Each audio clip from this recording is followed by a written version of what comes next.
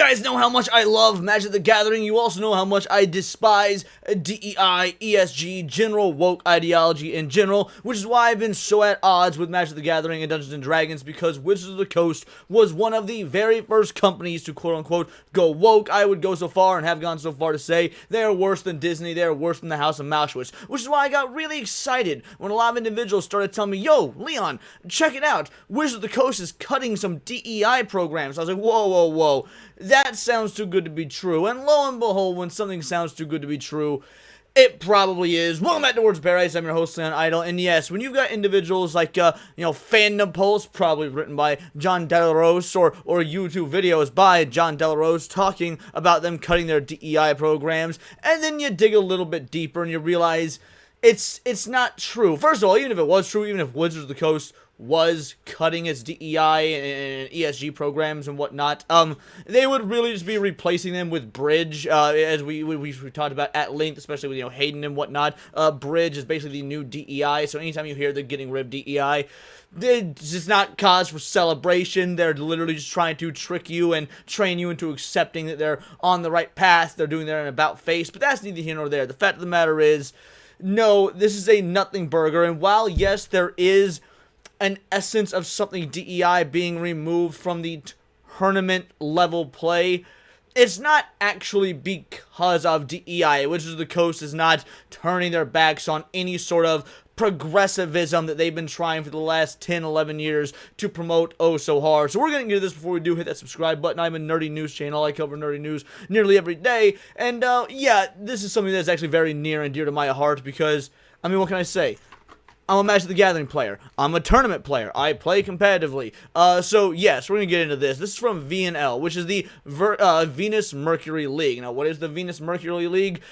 Basically, they are a competitive Magic the Gathering charity group that focuses on, I kid you not, different marginalized genders, and their funding from Wizards of the Coast, the creators, not really actually not the creators, but the owners of Magic the Gathering, has been cut, and they've announced so on X, and we're going to get into this, what they said, why it's not true, and why you are being misled by these other, anti-woke, honestly, for lack of a better word, grifters. They're not given the whole truth about this. They're trying to hype this up as some sort of win or a good thing when it is absolutely not. So this is from the VML. We are sad to announce that we've been told by Wizards that they will no longer support us with either funding or invites to competitive events. Without this support, especially the invites, it is impossible for us to continue, and there will be no more VML seasons going forward. Good! First of all, this is a good thing that Wizards of the Coast is doing. I'm not going to pretend that it's not.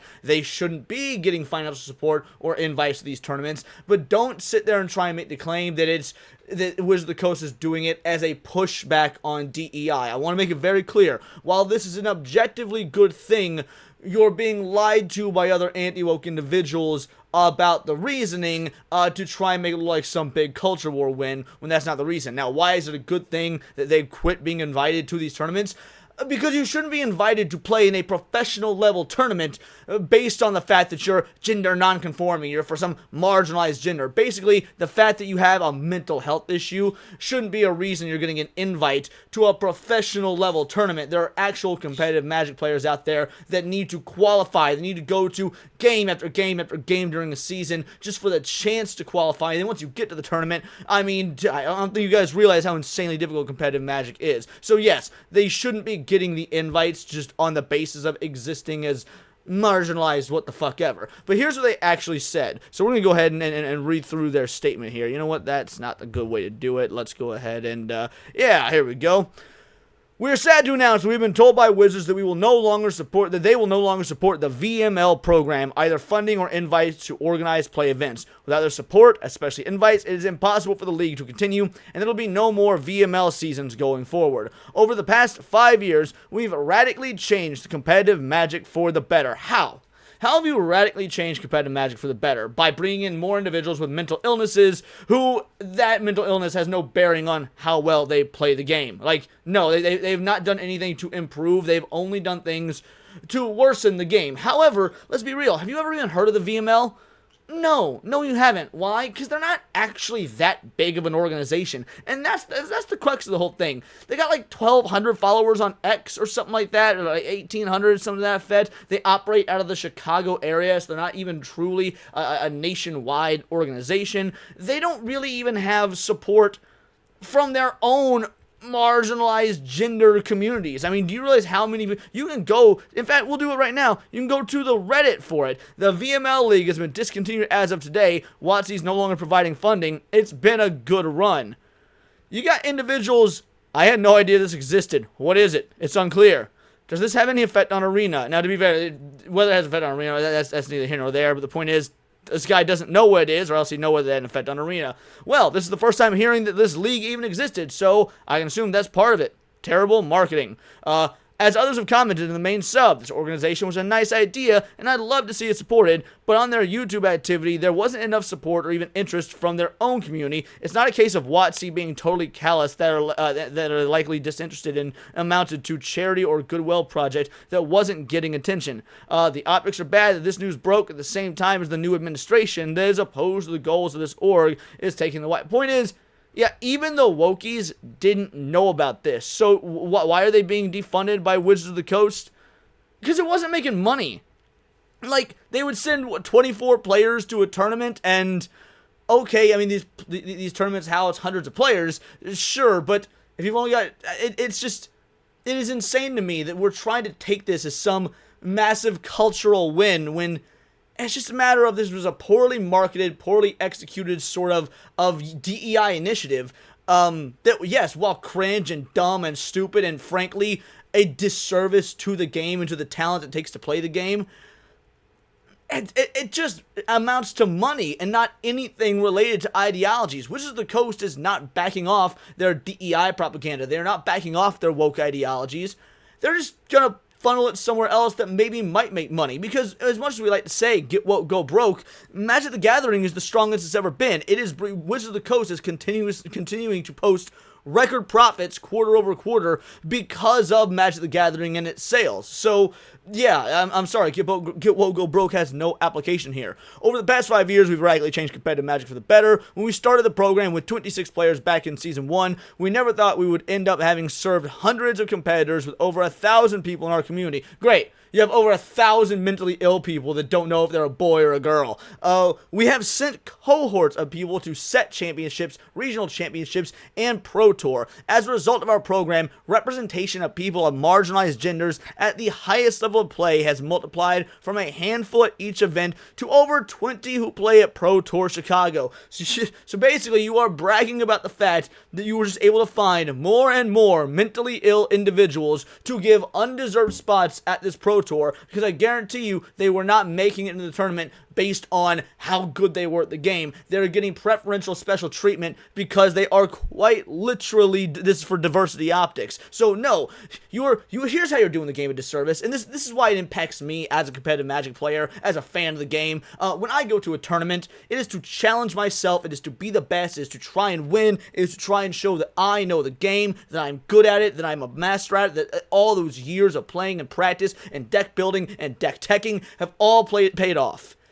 And so if I'm going to be put against somebody, I want a competition. I am not too proud to admit I've lost to 12-year-olds because, my God, there are some people out there that are savants, that are great. I've also trounced people that have been playing the game since 1993 and are leaps and bounds older than I am. Like, the Magic scene is expansive. It is diverse, just naturally diverse of the people who love the game, or at least loved what it used to be, because a lot of the old heads like myself don't play anymore because of what's been done, because of all the diversity pandering, because of the way the game has been infected by DEI, because that has actually affected the way that certain cards function, the way that certain wording is being used, words being eliminated from cards because, it could be offensive, cards being banned because they're offensive, not because they've got any sort of mechanical game-breaking element to them. All the diversity initiatives have actually harmed the competitive scene and really harmed Magic as a whole. We're also proud of the change we've created in a broader sense. The Magic community is a much more diverse, vibrant, and inclusive place than it was 5 years ago. How is that inherently good?